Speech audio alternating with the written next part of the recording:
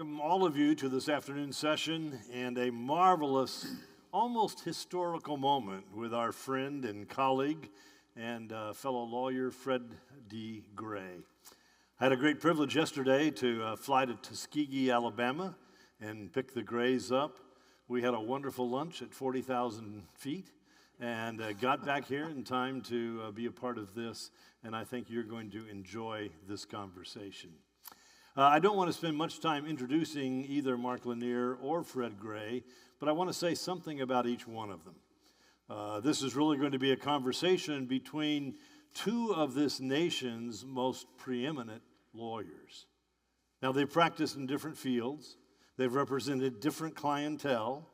They have accomplished different kinds of results, but each of them have been involved in the world of law and the world of making things right for people who didn't really have another opportunity. And so I think we're going to enjoy the conversation, and those entering into it, well, Fred Gray. Met him a number of years ago when he was at Pepperdine Law School lecturing. My daughter was having to do you remember this, Dr. Gray? My daughter was having to do that assignment, and her job was to interview someone famous. And Dr. Gray was speaking at Pepperdine. She didn't know he was famous, but here was this gracious civil rights lawyer who sat down with this 8 or 9-year-old little girl and visited with her in such a way that she still remembers the moment. And as she's grown up and matured, all of a sudden the significance is more significant for her. There are two things about Dr. Gray that I think are so fascinating. One is his lifelong quest for justice. I mean, here's someone, and we will talk about it in a few minutes, here's someone who very early decided that he was going to set right things that were wrong in our culture. And for the last 60, 70 years has been doing that. But the justice part of Fred Gray is only part. On the other side is a grace part of Fred Gray. And in fact, you don't see that very often. You don't see out there in the world people that have the passion for justice, yet also can be extraordinarily gracious. And I've watched the justice, but then I've had moments in our relationship where I needed his grace, where something had gone wrong, and I felt like perhaps because our university didn't do things exactly right, or we got in this kind of challenge, and I would call Mr. Gray and share it with him. And every time, it was nothing but grace that came back my way.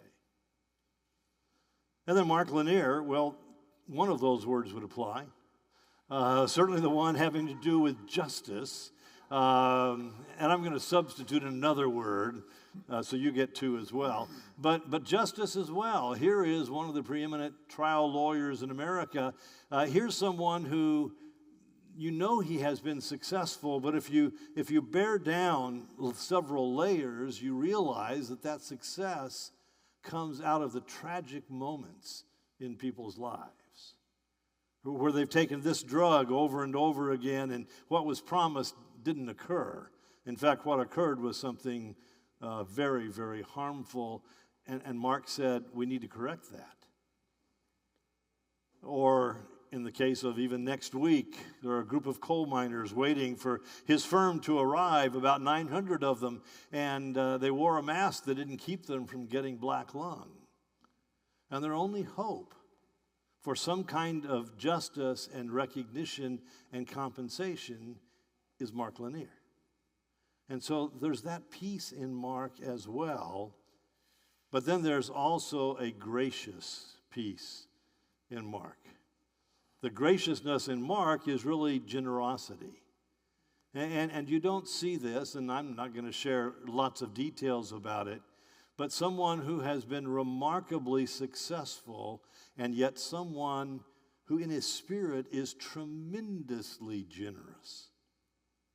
You know, there's some scripture, or at least there's a saying we often quote about too much, to the person who has been given much, much is required.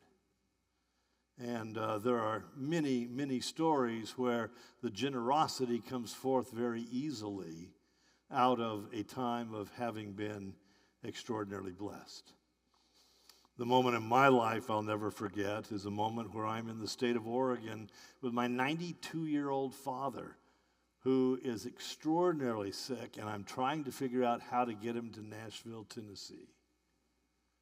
Now, there's no way I can get him on an airplane, a commercial airplane, and I'm struggling here as I'm trying to figure out what seems like something impossible, and then the crazy idea occurred to me, well, maybe maybe he'd send one of his planes and I could pay for the gas and reimburse the pilot or do something. I have no other choice.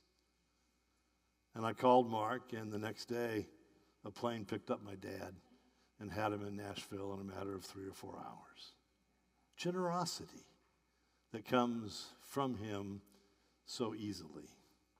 And of course, both of these people lead a life and walk through life with others that are at their side and sharing every one of those characteristics and watching and supporting as it goes forward.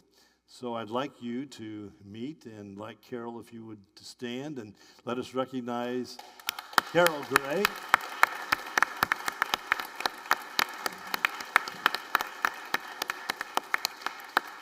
And our friend Becky Lanier.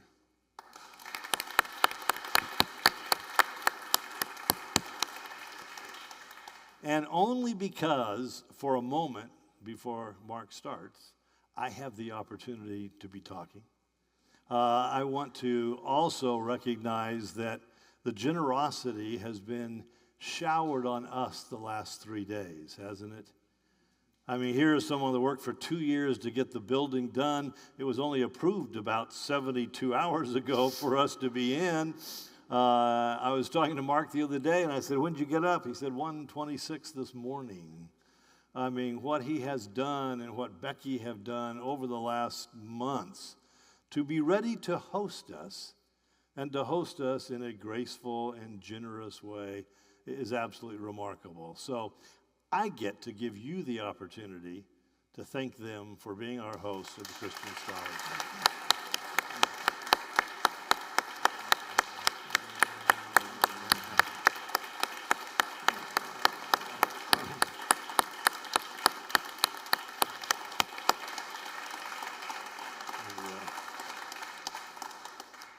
And so now on to a conversation. This is really going to be a conversation. It's an unscripted conversation, but I hope it's going to be an interesting conversation. I want to occasionally jump in and suggest an area we might talk about, but then let Mark pursue that in conversation with Mr. Gray. And Mr. Gray, as you sit here in Mark's chapel and as you think about your career, and you think what God has called you to and what you've been able to respond to, let's go back and share with us something of the beginning of your life. Because without knowing that, we can't really fully appreciate all that has come and all you have done. Would you do that? Thank you very much, Dr. Lowry. And let me first thank you and appreciate everything you have done for so many of us. Certainly nice meeting Mark here. Appreciate what he has done. We have just met, but we hope to have a long, fruitful relationship. It's always good to have my wife Carol here with me, who's with us.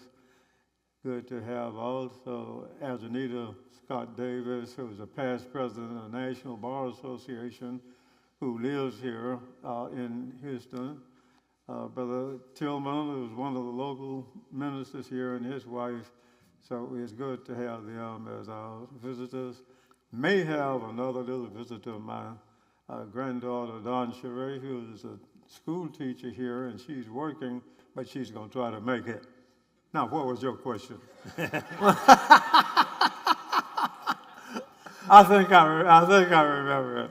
All the way back to the beginning. It all started when I was born on December 14th, 1930, in Montgomery, Alabama, the cradle of the Confederacy.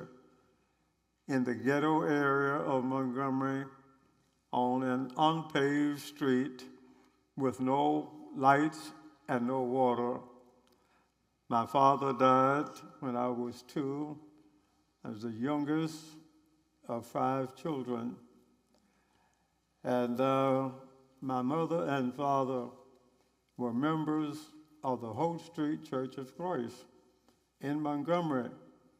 That church was then and still is in the same block as the Holt Street Baptist Church in Montgomery. You may have heard something about that because that's where the first Mass meeting took place. So I grew up at the Holt Street Church of Christ. Certain Johnson, who was from Tennessee, was our preacher.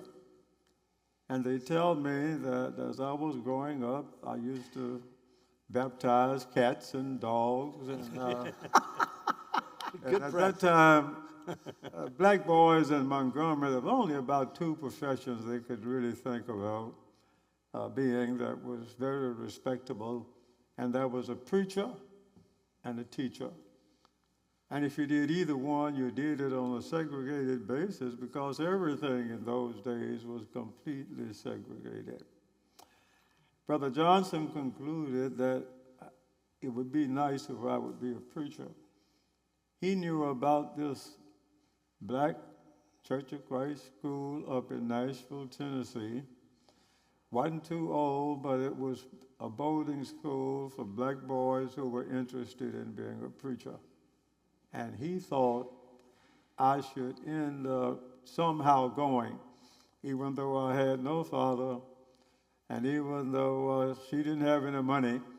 But after church in October 1942, after we had service at the Holt Street Church of Christ, he took me and another young man, Robert McBride, who was the son of one of the elders of the Holt Street Church, up to Nashville to this Nashville Christian Institute. And he drove us up there, got there early in the morning. This was one big room, about not quite as large as this auditorium, and it had bunk beds in it, and there were several boys, and I met, and that was the beginning of my relationship at the Nashville Christian Institute. A little during the next year, Marshall Keeble became the president of that school. And while he was not an educated man, E. Frank N. Thorpe was the principal of the school. Brother Keeble concluded that his responsibility at that school was, 1, to raise money for the school, and 2, recruit students for the school. And he concluded the way he would do that would be to take these little boy preachers, and at that time I was coming on 13, and go to these black churches of Christ, basically in the Southeast, get up, induce the boys, let them make a little speech. He would then give a sermon, and he would raise money, and he would tell the people that you send us your boys, even though they may be boys and they may be bad, we'll send you back a man. My first trip to Texas was in 1944, along with him, and I think also with Richard Cooper, who was from Atlanta. That was my beginning. I later found that Brother Burton, who was a contributor of Lipscomb, was also a good friend and a supporter of Brother Keeble and a supporter of the Nashville Christian Institute. So beginning in 1944-45, I somehow had a relationship, first with the church, then with NCI, then with Brother Keeble, and then on Saturdays, the little black boys would work for persons who were taught at Lipscomb College. I worked for Brother Pittman. And I understand years later, when I got a degree from Lipscomb, that the site of where Allen Auditorium Arena is located was a part of where Brother Pittman lived and where I worked when I was in NCI. So you have all of these connections between the church, between Lipscomb, between NCI, between Burden, and that was the beginning, at least, for my first 12 years from my birth through my graduation at National Christian Institute. Well, so I'll ask you a question, because to me, please understand, Fred Gray is an icon among lawyers. We have an expression in courtrooms where I practice about a lawyer carrying the briefcase for the senior lawyer. I've been doing this for 39 years. I'm not qualified to carry his briefcase. He is that high in our profession in terms of the impact he has had in our culture. So you're born in a segregated world. You're born where young black men have a choice by and large of being a preacher, a teacher, or on the street. And somehow you make lawyer. I want to know how. That's a good question.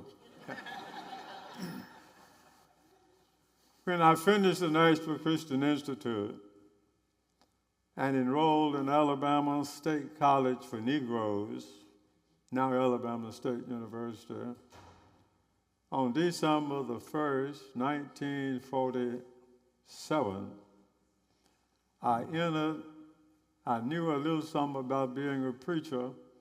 I was now going to learn something about being a teacher. So I enrolled in Alabama State.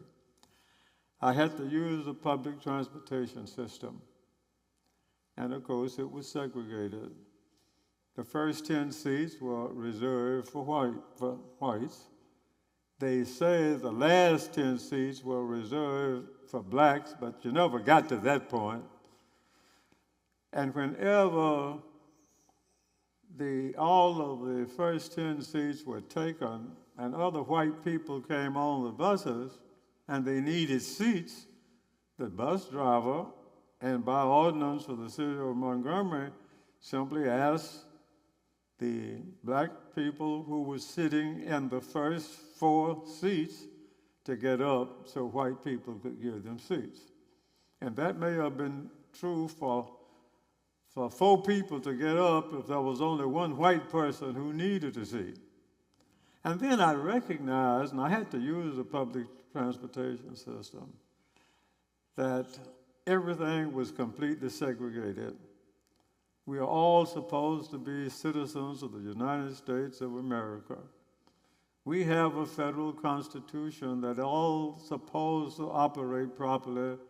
And then Jesus had taught us a little something about we should treat others as we would like to be treated.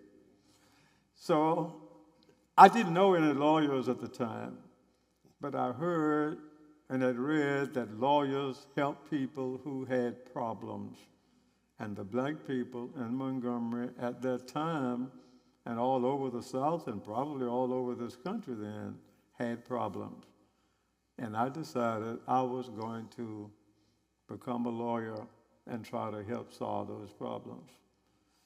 So a part of that is, and a part of it I told people, a part I didn't. As I matriculated at Alabama State, and Professor Pierce, who taught political science, encouraged me to become a lawyer. He was trying to get people registered to vote. E.D. Nixon, who was a black leader in Montgomery, who was also the president of the Montgomery branch of the NAACP, He was a Pullman car porter, and Mr. Nixon's wife was a member of the Hope Street Church of Christ and sometimes taught my little Sunday school class. And he encouraged me to do that. So I decided I was going to be a lawyer. I was going to prepare myself at Alabama State, try to have a good academic record so I could get admitted to some law school, because I knew I couldn't attend the law school, any law school in Alabama because of my race. I was going to finish law school, come back to Alabama, take the bar exam, become a lawyer, and destroy everything segregated I could find.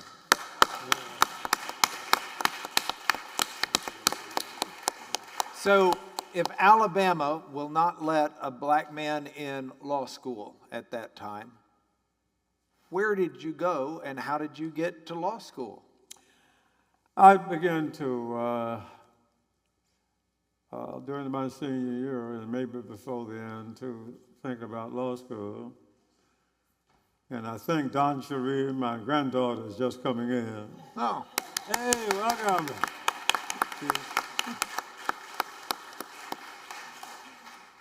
She finished Jackson State, and her father brought me to the airport yesterday, and I told him we were going to try to arrange to have her. You bet.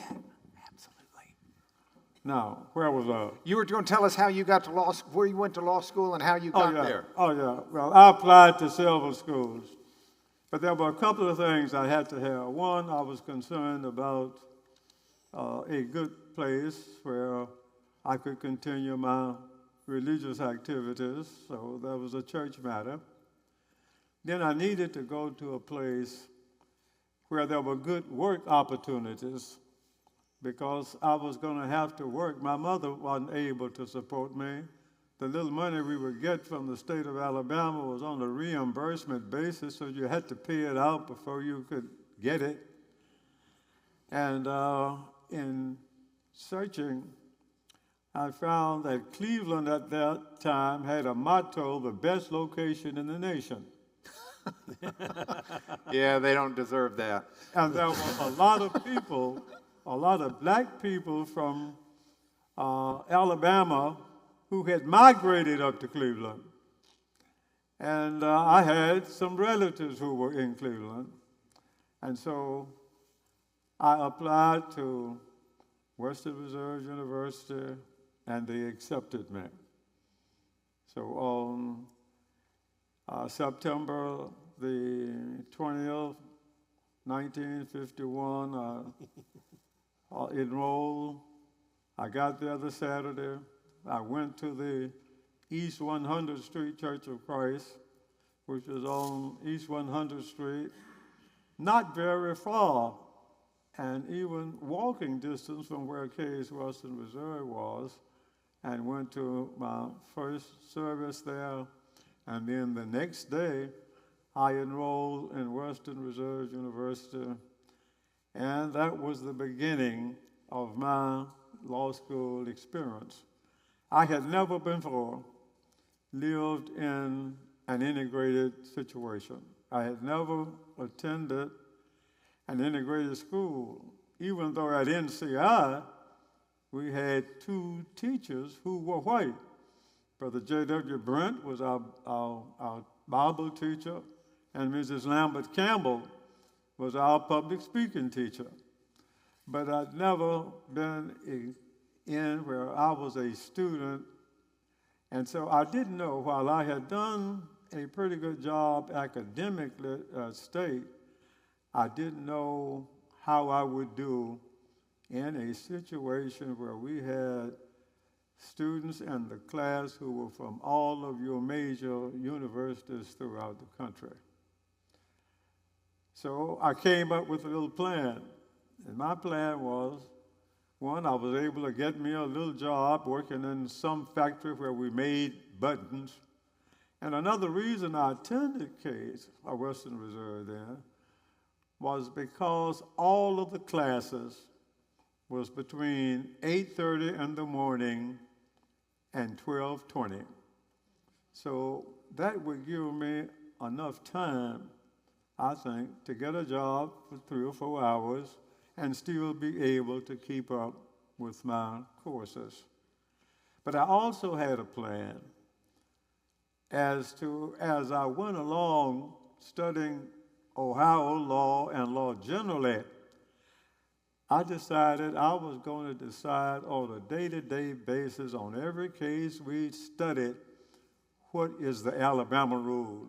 Oh, wow. Because I have to now get ready for Alabama, because there may be no school in Alabama where I can prepare myself for the Alabama bar. So that was my plan. And of course, on Sundays, I would go to church. And the first Sunday I went to East 100th Street, I met a man, I met Brother, what's his name? Yes, Brother Jackson, Thomas O. Jackson. Thomas O. Jackson was a member of the East 100th Street Church. His wife's name was Mattie. He was a businessman there. He lived in the building behind the church business, and he was the only businessman at that time who owned a business. He had a garage and parking lot in downtown.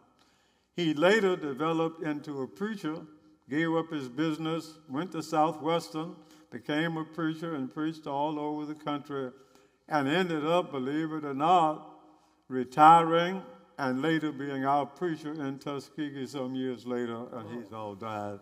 So that kind of tied in my getting there and the church and the beginning, almost the beginning of the law practice. All right, so you grow up in Alabama. You grow up in a segregated world. You go to Nashville Christian Institute, a segregated school in a sense, a black school. Now you go back to Alabama State, which was a black college, right? You go up to what's now Case Western Reserve, and you've got all races there. Was it shocking to you to run into people and get to know people and talk to people who did not grow up in a segregated South? In other words, were people friendly? Did they harbor racism even though it wasn't segregated? What was it like for a guy who's been in a black community all of his life, all of a sudden to be thrown into that? I would think that's hard. I had my experience at Reserve was a very good experience. I don't remember having any adverse reaction from any students, nor any other faculty member. However, I don't remember any of them going out of their way either to help me particularly. I did have an advisor after I had moved along to be an upperclassman and was thinking about a job, whose name was Sonfield. And he said, well, and this was during my senior year, he says, well, you'll be graduating. And he says, I don't think, and I know, he says, I know you want to go back to Alabama, but I don't think they'll give you a good opportunity to develop into a good lawyer. But there are some black lawyers here in Cleveland who would be glad to have you. And I think we'd be able to get you for them to soon. And he advised me not to come back. I told him, I said, I thank you, Mr. Sonsfield, but the only reason I came to Cleveland was to go back to Alabama to practice. But I didn't tell him what kind of practice. And he said, well, if you must go back, let me give you some good advice. Don't ever be afraid to share a fee with a lawyer who has more experience than you. I took that advice. And if you know anything about my career, every one of my early civil rights cases, and any other case I had, I tried to find another lawyer who had experience who could help me with my case, including Clifford Durr, a white lawyer in Montgomery, who ended up really helping to teach me how to practice law. So can we go to Montgomery? Let's go to Montgomery from law school and share with us, just pretend like you're walking in your office in Montgomery. You're 23, 24 years old. You're just starting practice. Share the legal community of Montgomery and share with us your office. Can you do that? Share what? Your office? My office? Your office. Well, I guess my first wife could describe it best, and if you get a chance to read Bus Ride to Justice, she describes it. And she said, well, let me tell you what we did. She knew and had been able to get some white people that she had worked for. One was a lawyer to sign an affidavit so that I could take the bar exam in the first place. Then she talked to that same lawyer, including Clifford Durr, to let us borrow some law books from his office, so when people came in our office that Sunday, it would look like it was a lawyer. But that Monday, we had to take those books back. So what Bernice said is that she described it, said that my office really was a bare office, but Fred thought it looked good, and he was very proud of it. I just had a desk, a couple of chairs, and that was about it, with the help of a Methodist preacher who had rented space upstairs over Sears Auto Shop for the African Methodist Episcopal Church. He was the secretary treasurer for that national office, and he had some space that he needed, and he said, well, Fred, you can come up here, and if you have any money, you can just pay me $50 a month. And that's what I did, and that's how I got started. So how many black lawyers were there in Montgomery? There was only one other black lawyer in Montgomery at the time I started, and that was Charles Langford. And he had only been practicing for 1 year and had talked about the possibility, at least I had talked with him about the possibility of coming, working with him, but it didn't quite materialize. He was from a rather educated family. He had two sisters who were teachers in the public school system, and I think they kind of felt that Charles needed all he could do for himself, and he didn't need any more burdens. But in any event, when I talked to then Reverend S.S.A., who saw me, liked me, his wife worked in his office with him, and he welcomed me to be a tenant, and he helped not only to encourage clients, but he taught me a lot of things about life. And ultimately, when I married Bernice, she ended up borrowing Mr. Reverend Say's daughter's wedding dress, and that's the wedding dress you see in the book of Bus Ride to Justice. There couldn't have been many black lawyers in all of Alabama at the time. I can't imagine there were a lot of black lawyers in all of Alabama. Oh, it was about 8. I think I was the 8th black lawyer in Alabama, one in Montgomery, and all of the others were in Birmingham. And one of them was not in actual practice, but he had a law license. So why didn't you think about a government job? Why did what? Why didn't you think about a government job? Well, the government at that time had not employed any blacks as lawyers, and I didn't believe, and I didn't make I can't say for a fact because I didn't apply to any of them. I just felt that knowing conditions the way they were and knowing the type of practice that I wanted to engage in, I thought the best thing for me to do is just go ahead, hang my shingles, and do the best I can. And that's what I did. And so at lunch with Mark, you were talking about your first case that you got within months having to do with a 15-year-old girl. Why don't you and Mark talk about that? Tell me about, Claudette, was that her name? Claudette Carvin. Claudette Carvin. Tell us about that. Claudette Carvin was a 15-year-old girl who lived in the northeast section of Montgomery, known as King Hill. There were only about 3 streets up there where black people lived. White people lived all around them.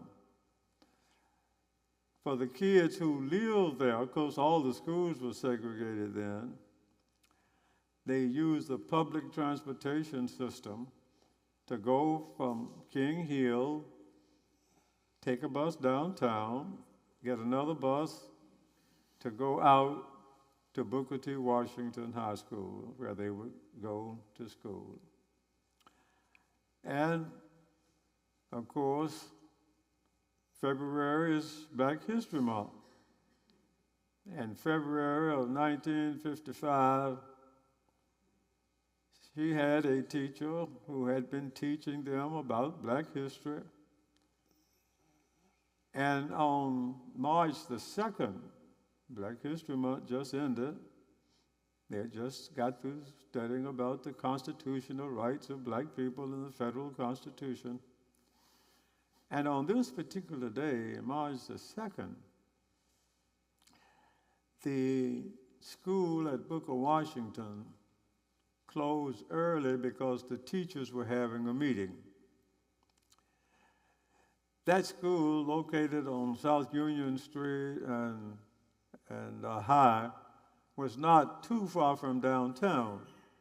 So this group of kids who lived in King Hill, they all kind of worked, played together and did whatever they did together. They decided they would just walk from school and catch their bus right in front of the Capitol, which was only about 4 or 5 blocks from the school and 3 or 4 blocks from where they would normally have caught it further downtown. And of course, they got on the bus. None of them sat in the first 10 seats.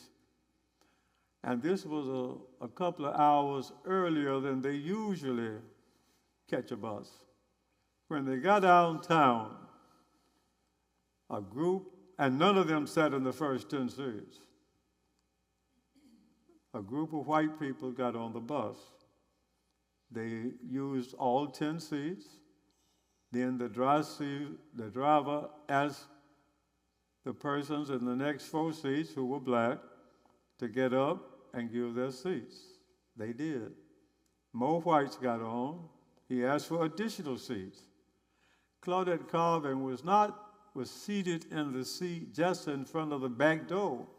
So there were some 2 or 3 seats between the seat she was sitting in and the first 10 seats. But they then asked her to get up and give her seat, which was just in front of the front door, and she refused.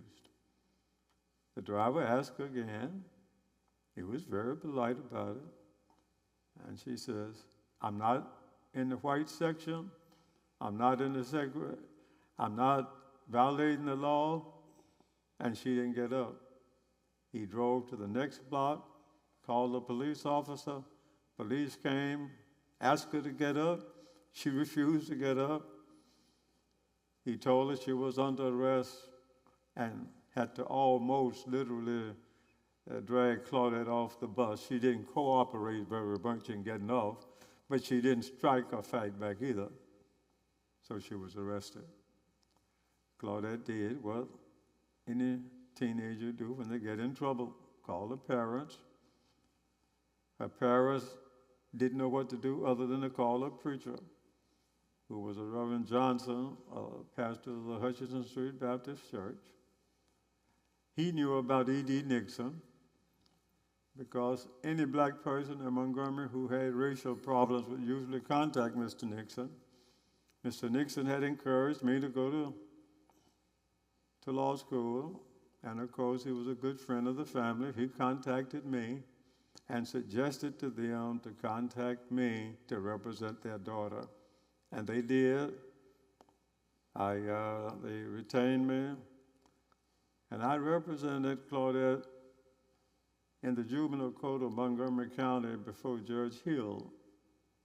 Judge Hill was from a very prominent legal family in Montgomery, still Hills a prominent legal family there. And we discussed it. I knew, and I told them that ultimately we're going to have to go to federal court in order to solve these problems. But I really prepared my little motions in which I tried to and argued to the court that she was charged with being a delinquent. But she wasn't a delinquent. She was coming from school. She was an honored student. And I told the court, and had it in writing, that they were trying to enforce the segregation laws of the city of Montgomery, which required segregation of the races on the buses, and that is unconstitutional under Brown versus Board of Education, which had just been decided a month ago. So where we are, what do we do? The judge was very nice. He let me argue my case. And at the end of it, he found Claudette to be a delinquent and placed her in the judicial supervision of her parents, with no reporting having to be made. So it simply meant that if she didn't get in trouble anymore, she wouldn't have any trouble. And I think the judge thought that would be the end of that. Well, I was prepared at that time to file a suit on behalf of Claudette and her parents. And her parents were prepared to do it. But when I discussed the matter with the black leadership, including some of the preachers who were established black preachers in the community and in the black and white community, they didn't think that now was quite the right time to do that. So we appealed Claudette's case, which she ultimately lost. But then on December 1st, Mrs. Parks did what she did. But in the meantime, and I don't think I told you, that Mrs. Parks was one of the hostess when I opened my office. And she worked at a department store a block and a half from my office. And every about 4 or 5 days a week, she would come up during her lunch hour to my office, and we would meet in my office. We would have our lunch, talk about the problems, talk about education, talk about the school system, talk about the fact that it's been now 9 years since Brown versus Board of Education and nothing still has happened. And then when Claudette's case, we talked about Claudette's case and talked about what a person could probably do if, for some reason, they would decide that they weren't going to get up and give their seats. And of course, when that happened on December 1st, and I think I told you earlier, or I believe did I discuss about my meeting with Joanne Robinson, or have I gotten that yet? You're just about to get there. Just right now is when it comes. Okay, well that brings us up to that. The last meeting that and as I talked to Ms. Parks, and she used Cleveland Avenue bus twice a day in order to go to work, I had a feeling that if the opportunity presented itself, she probably would not get up and give her seat. And she would have made an ideal person because she would not even touch a flea. She's a very conscientious person, But at the same time, she would be nice. She would refuse to get up of a seat, and if she was arrested, she would go on and would do it peacefully. And that's what happened. When I returned and had the message from Miss Parks, and when she asked me to come out to her house and see her, and I went out and talked to her, she told me what had taken place. This is Thursday evening now. It's getting a little early Thursday evening. And I told her that I'd get back in touch with her between now and Monday, which was the date the trial was set. But in addition to that, I reminded her that Joanne Robinson, who was an English instructor at Alabama State, had an altercation on a city bus, almost an empty bus, as far back as 1948. And she was now chairman of the Women's Political Council, which was a black women's organization that was designed to help improve all conditions for black people. But she still felt that something needed to be done by the buses, and the community needed to do something on a mass scale. And I told Ms. Parks about that. I said, Ms. Parks, I'm going to go and talk to Mr. Nixon, who had signed her bond so she could get out, and he knew I was talking with her.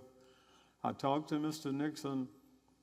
Mr. Nixon said, well, he knew about Joanne Robinson and the Women's Political Council.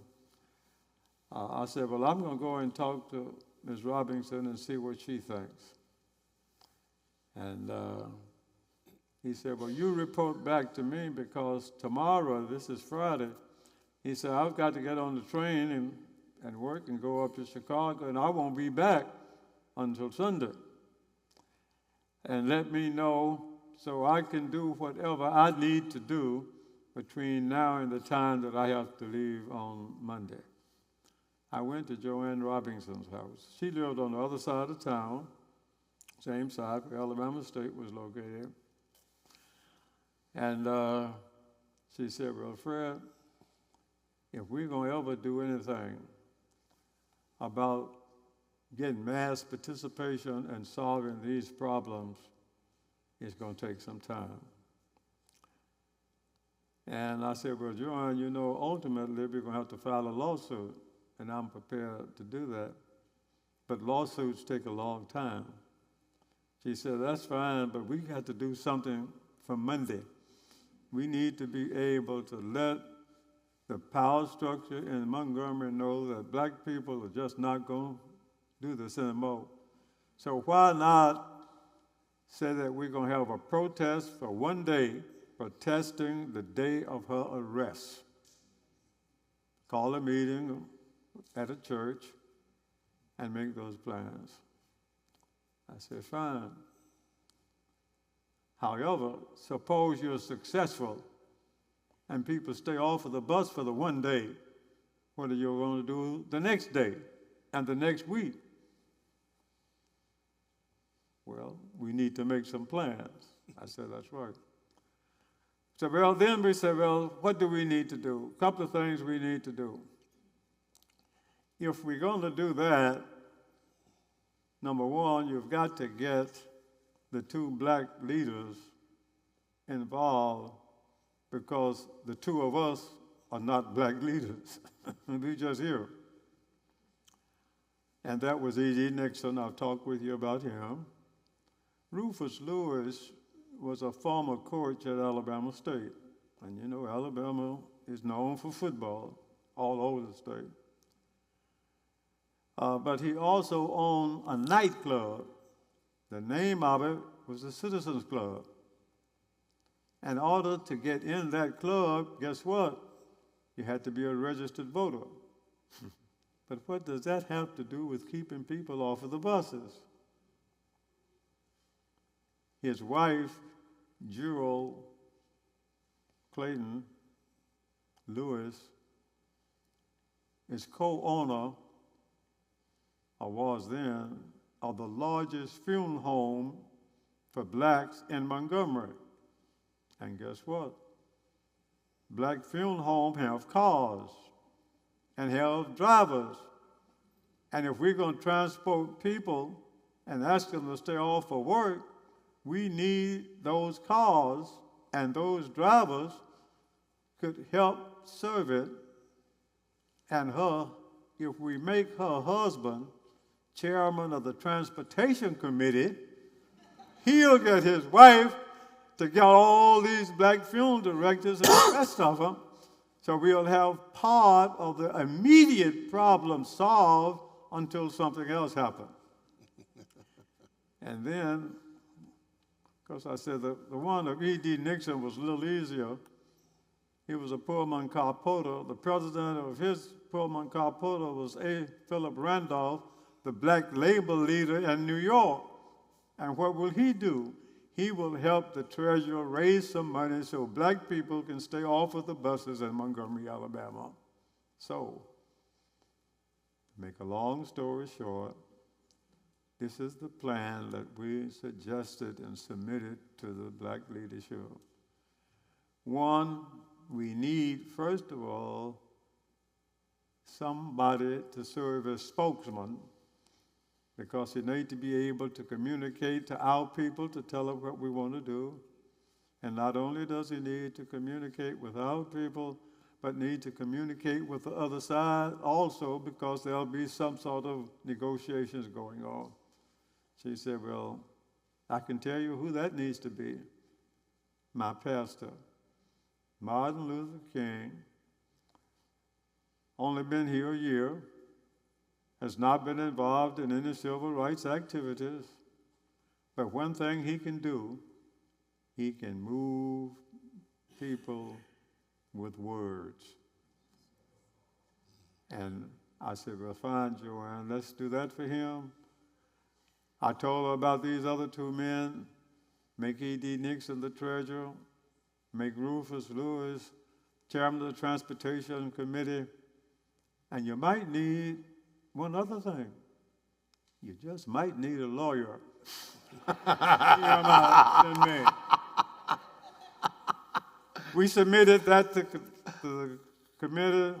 Joanne said, I'm going to go out and make some leaflets about it. She received assignments. I received assignments. The messages went out. A meeting was called. We told Mr. Nixon he arranged for the chairman of the Ministerial Association to set up a meeting on Friday night at Dexter Avenue Baptist Church. They made the plans for what would happen at Holt Street Baptist Church. And when Joanne and I sat and listened to Dr. King deliver the message, after there had been a successful day on December the 5th, 1955, we sat and shook each other's hands and said, I think we got us a movement started. And that's the beginning.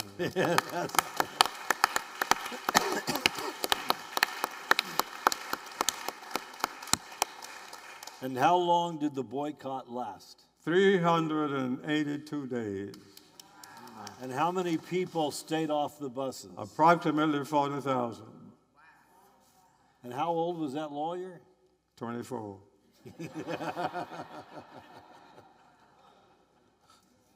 And that was the beginning. We never thought about a boycott initially. We never thought about a civil rights movement. And I never thought about it at the time. All I wanted to do was to try to get our problem solved. But the struggle for equal justice, and from that time now, for the last 68 years, it's been a struggle.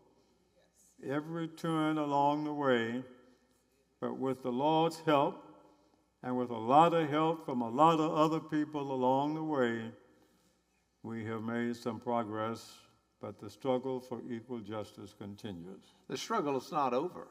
No. You still see racism, you know the word for it, in the way minorities are treated. Where you live, we see it in our circles where we live. and you've not quit. When was the last time you were at the office? Last time I was in the office was about 4 o'clock on Tuesday afternoon.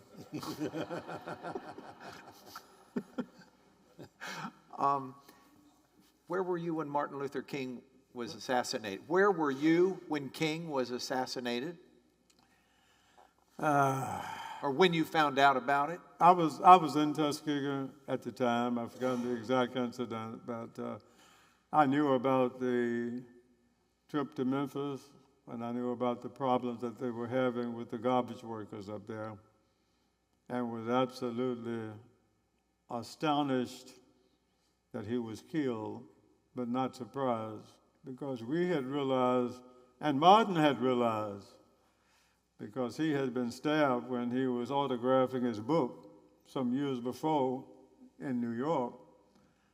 And so he recognized, and I think even the premonition of his speech the night before, even realized that something may happen to him. But regardless of that, if the Lord is for us, we can make it. And we're still having problems and have to work with them. Mr. Gray, we were driving in your car one day, and it was the end of a day. We'd been out to Tuskegee University for lunch. We're driving back to the office, and we pull up, and I ask a really, really dumb question. But the dumb question accentuates the power of your career. Remember, I asked you, Mr. Gray, all day long today we've been with people, and everybody we've met calls you Attorney Gray. And I'm a lawyer. Nobody ever called me Attorney Lowry. How come everybody in town calls you Attorney Gray? And you looked at me and gave me what answer? I did. Yes. You looked at me and said, well, it's because I'm their attorney. That's correct. I'm everybody's attorney.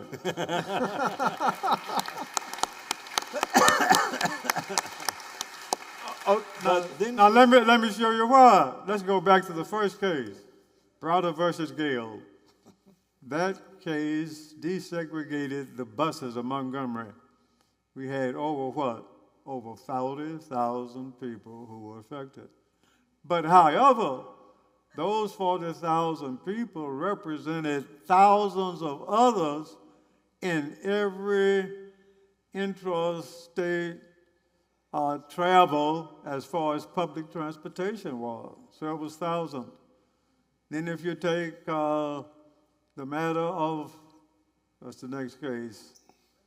Take NAACP versus Alabama, where they tried to exclude the NAACP from doing business. They thought the NAACP started the Montgomery bus boycott, but they were wrong. It didn't start it, but they were enjoined from doing business some 5 months later anyway. And it took us 8 years in order to do that. And included in that, we was able to convince the Supreme Court that a nonprofit corporation can protect the rights of its members by not disclosing their names to an organization which may find reprisals against them. So you have another thousands of people. Then in the whole education aspect, I filed lawsuits which have desegregated everything from kindergarten to professional schools, and even institutions of higher learning under the Knight case, that after we had desegregated all these schools and they went and built other schools and still was having segregation, to desegregate them. So there are thousands and thousands of people that I've represented, and I'm happy. That's only one thing about all those cases, except one case, while I was able to get them to enjoy their constitutional rights, one thing I couldn't get for him that Mark's been able to get. I couldn't get money for him. And honestly, that's a tragedy because if anybody was deserving of money, it was those people, and you for taking up their cause. And I'm in awe of you and what you've done. I'm also curious because with my clients, a lot of my clients keep up with me over the years. A lot of them I don't keep up with. Were you able to keep up with Rosa Parks, with Claudette, with any of the other, with Mr. Nixon? How did history treat them? I guess to start with the first one, with Claudette. As long as Mrs. Parks was living and Dr. King was living, people knew very, very little about Claudette Carving. I have been talking about Claudette Carving ever since she retained me in March of 1955. However, after these major persons, the high-profile people, then people started looking for somebody else. And of course, I told them, Claudette's been there all the time. I had always kept up with her. Anybody who wanted to know anything about Claudette, if they contacted me and wanted to contact her, I wouldn't tell them how to do it, but I said, I'll contact her, and if she's interested, they'll get in touch. And she has a sister who was in the media business up in Birmingham, who has really helped her tremendously and has really worked and got her out there. She now lives with one of her sons, someplace out here in Texas, as a matter of fact. I talk with about every 3 or 4 months. And I just was reading the other day, probably on my iPhone, about she has a major production going on now over in France. So we do keep up with them and try to do the best we can. But there's another group, and most of these clients, once I get whatever it is, whether it's the right to vote or whatever it is, once that's over, they're through with it. But the one set of men that was a little different was the men in the infamous Tuskegee syphilis study.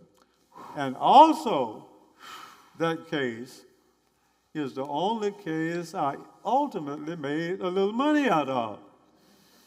But after, and it was the only case too, I couldn't get any other law firm in the country to help me on that case. Oh, I wish I'd been around.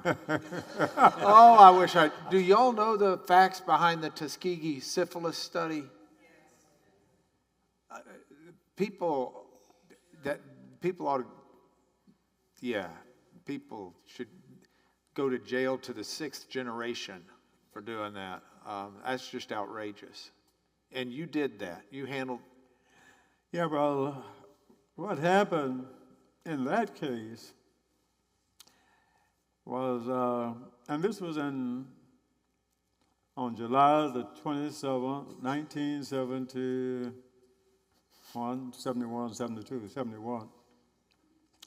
A man named Charlie Pollard, who was a farmer in Notasulga, about 10 or 15 miles north of Tuskegee.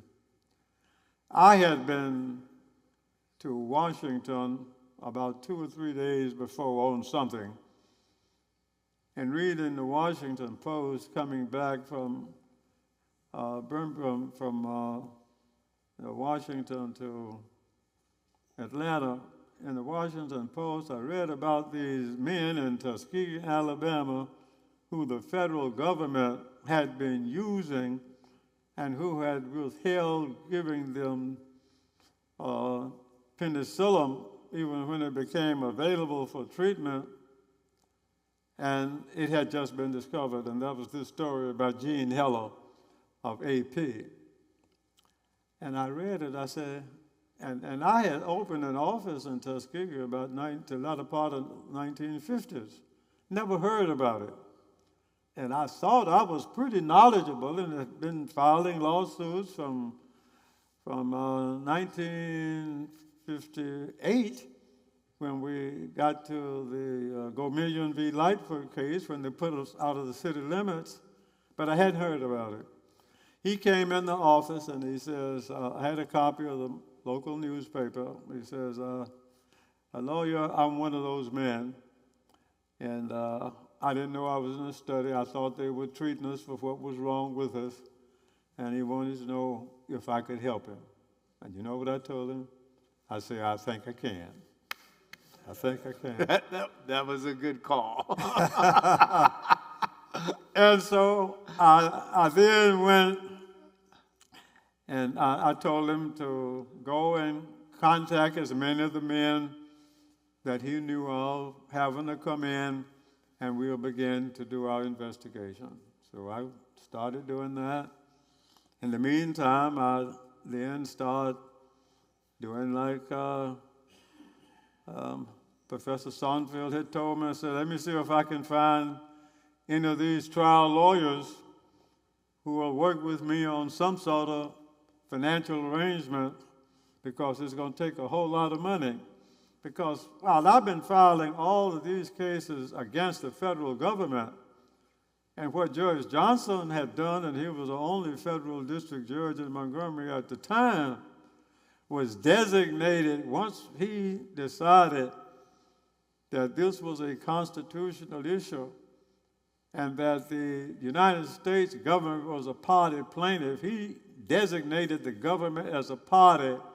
That meant that the Justice Department then had to come in on our side and help us.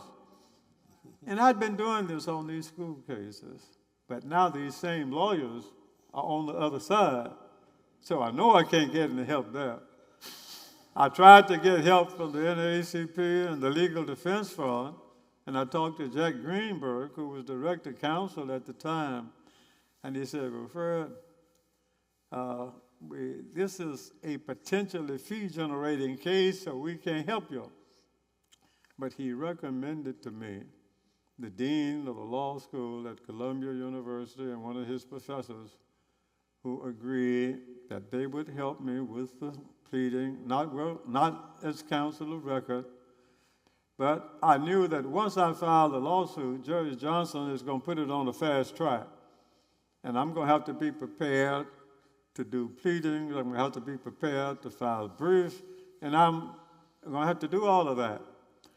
And I was able to work out an arrangement with them where they would give me that type of arrangement. But as far as anyone else, then I had to go across the street to the banker to see if I can borrow some money, because now it's going to take thousands of dollars to just get the case prepared. Because now I'm not just against a school board or a city or even the state of Alabama, it's the whole federal government. And I went to my friendly banker, Alan Parker, who incidentally was a member of the Church of Christ. And we ended up later merging that church and the black church in Montgomery during the middle of the Civil Rights Movement. But I went over, and he had given me the opportunity of representing the bank and closing loans. And in small towns, that's very important for real estate practice. But he says, well, lawyer, I understand what you're saying, and I really wish I could help you. But this bank, I can't lend this bank money on a continuing fee basis. You're going to have to pay us back whether you get any money or not. But what I can do, I can arrange it where it won't be due until you know whether or not you're going to get anything. If you get something, you can go on and payment. If you don't get anything, you've got to start paying it. I had to go and borrow money in order to do that. We were able to do it. When we started out with those men, nobody wanted to be related to it. When some money got available, then everybody was related to it. And we had to have contests on it. Finally, we finished that. Then I found out that there was a group of people who were interested in having an apology made for those men in the study. But guess what? They didn't talk to the men about it. They didn't talk to the men's lawyers about it, but they talked to the government about it. I got a phone call from some newspaper person asking me about an apology for these men. I didn't tell them I didn't know about it, but I found out all the information I could find out, and I found out that there were some people who were trying to get an apology for them. And when I really thought about it, it was a good idea. It wasn't my idea, but I concluded then that there was another way to do it. These people have been trying for several years, but I thought if I could get those men and have a press conference and let the nation know about it, we may be able to do it. In the middle of all of that, I lost my wife unexpectedly. In the process of trying to get that, she has a niece up in, I have a niece up in New York, Karen Gray Houston, who's written a book on the daughter of the boycott. But she worked and helped us prepare a press release. We ended up, to make a long story short, having a press conference on April the 8th, 1997, at Shiloh Missionary Baptist Church, where Mr. Pollard was inducted. And they had a press conference. I had talked to some of my media people to see if beforehand if they thought we could get media down to Tuskegee. And they said they doubted. But when we got that press release out, I got immediate returns back, people wanting to come down before the press conference. We had 30 media people. And the news story the evening of April 8th was about the study. The next day, I got a call from Mr. Johnson, who was administrative assistant to President Clinton, in which he told me that the president is going to make an apology. And I said, well, Mr. Johnson, don't make the mistake everybody else has made. They've been doing all these things for the people, or these men, but won't get them involved. He said, you're going to be the contact person for the White House. And that's what happened. It was made.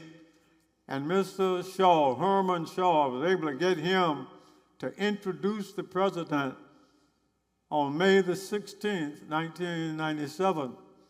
And at that time, he announced and thanked the president for bringing him in and all, and saying, that what had been done can't be undone.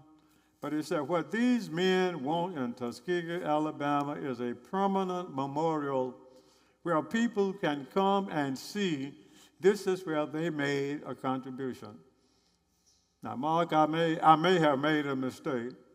When they came to me, they told the president, we have established the Tuskegee Human and Civil Rights Multicultural Center, and we've already incorporated it, and Mr. President, we want you to help us. The president got up and said, and looked him in the eyes and said, we're going to help you. He thought that what they were talking about was a bioethics position at Tuskegee University, which the university got, but the men didn't get anything. I promised those men, and all of them are dead now, that if life lasts, I was going to see that they had a permanent memorial for them. They are dead for 26 years now. I have been running across this country, raising money, where very seldom I get an honorarium. I said, give it to the center. And what I have said to people as we go along, and it is a permanent memorial, it does two things. Those men were concerned primarily about a memorial for them, and it does that. But in addition to that, the three ethnic groups that have made this nation are Native Americans, Americans of European descent, and Americans of African descent. And it also gives you a history showing the contribution that each one of those groups have done.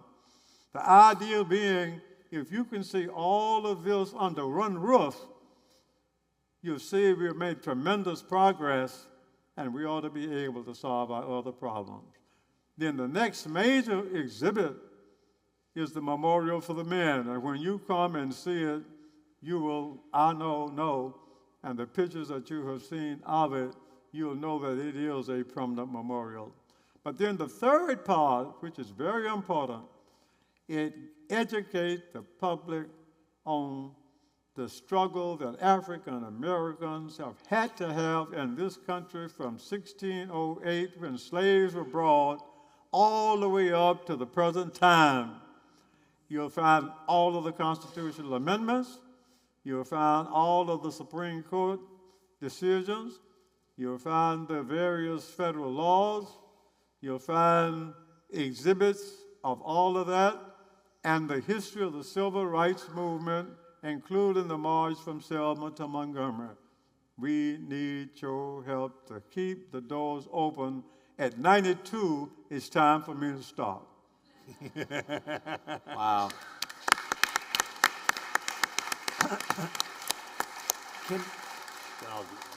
Can I just say one thing before you wrap us up? Sure, How you do? go right ahead. Can I say one thing? She said as much as you want to say. This is your granddaughter. That's my granddaughter. One of my granddaughters. One of your granddaughters. I'm going to embarrass the tar out of you. Would you just stand up? I'm sorry. Do you know that your grandfather is a major, major, major part of American culture and history? I'm aware. Okay. I just want to make sure. Yeah. Will you make sure that no one ever forgets that? I will. Thank you. Hey. All right. All right. And so we've covered from early Fred Gray through education, through that first series of cases at 24, all the way through the syphilis study. We haven't even touched hardly your career. But in the last couple of years, it seems like people have understood in a more profound way the significance of your work. Share with us what it was like 11 months ago at the White House. On,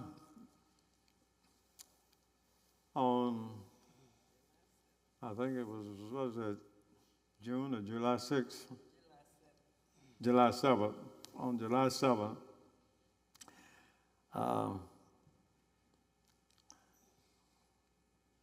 let me tell you something that I haven't told too many people because they haven't asked, but since you asked, I'll tell them.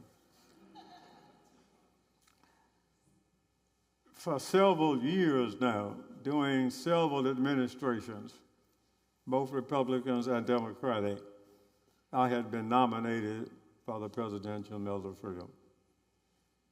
Apparently, it never went anywhere. And it had been done again the beginning of this administration. And I believe Carol and I was on our way to try to take a little vacation down at Destin. And I got a phone call from Don Cherie's father. And he told me that he had on the phone was the White House. I said, what? The White House. He said that the President of the United States is on the phone. The President was on the phone. His assistant was on the phone. The President wanted to call me personally and tell me that he had decided to give the Presidential Medal of Freedom awards to me.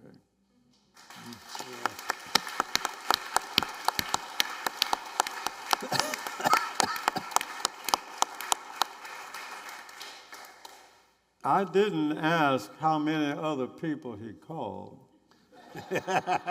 However, there were 16 of us who were given the award at that time, and I understand through some source that only 2 had received such call. But while the award was so important, the fact that the President of the United States himself would tell me what he was going to do was indeed a great honor.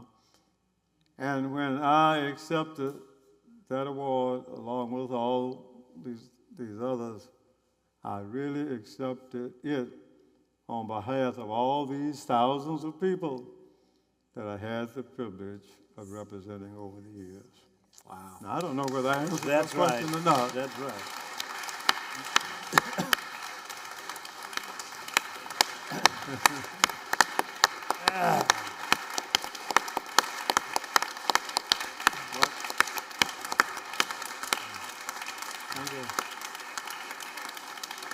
I'm wondering, Mark, if we can, I want you to be able to say whatever you'd like to say. And I wonder if, these are a bunch of stuffy academics, but I wonder if we could act like church for just a moment.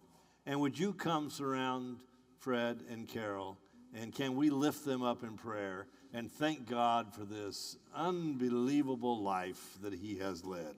Would you stand right here and allow us to do that? Mark, you might want to say something or lead the prayer. I'll pray. Yes, absolutely. Come on up. Come on up. Anybody? Let them know that. Carol, stay by your husband there. We pray with you too. We love you with the love of the Lord. We love you with the love of the Lord. We see in you the glory of our King, and we love you with the love of the Lord. Would you pray with me?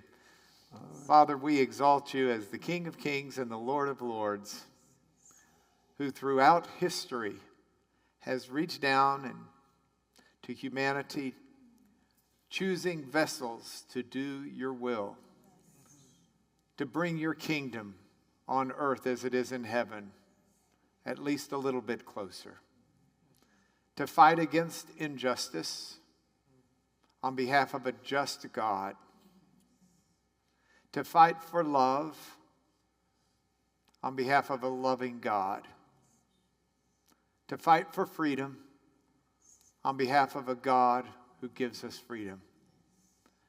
And that you have chosen Fred and those around him and anointed him for the task and put him into place for the times such as his, in the right place, that you gave him the courage, that you gave him the resources, that you put people around him who encouraged the vision, that you kept him safe, lo, these years, that you keep him motivated and keep him strong.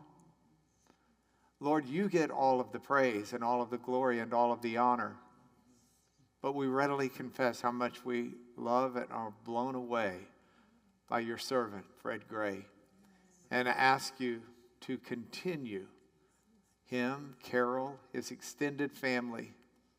Let them sense each day your presence, your love, and your purpose till you call us all home. We pray humbly with gratitude in the name of our Lord Jesus Christ. Amen. Amen.